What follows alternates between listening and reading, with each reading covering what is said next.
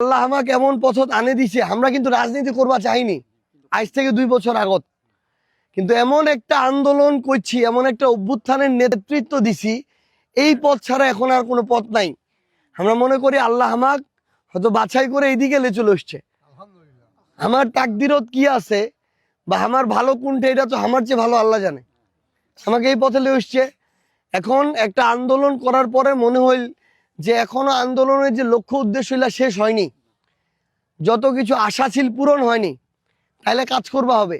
এই জন্য মোর তো জেলা পঞ্চগড়, বাড়ির এইঠে, বাড়ির ছোঁয়া, তো মোর দায়িত্ব আলহামদুলিল্লাহ মোর এই জন্মভূমি যেটা মোর নারী পুতা, এই পঞ্চগড় পইছে। মোক এই পঞ্চগড় 1 আসনত মোর পার্টি থেকে মনোনয়নও দিছে, শাপলা কলি এটা থেকে মনোনয়নও দিছে মোক। তো ইনশাল্লাহ আমি মোর জায়গা থেকে চেষ্টা করে যাচ্ছি। কিন্তু এইটা এক জিনিস, তোমার যদি মোক মনে হয় যে এতদিন তো আমরা বাচ্চা চালা অনেক দায়িত্ব পালন করছে, বয়স্ক লোকলা 50, 60, 70 বছর লোকলা এমপি হয়েছে, এবার একটা চ্যাংড়া ছক দিয়ে দেখি কেরম পারছে। যদি মনে হয় তোমরা দিবেন ইনশাল্লাহ, কোনো সমস্যা নাই। না মনে হলে দোয়া করবেন মন থেকে।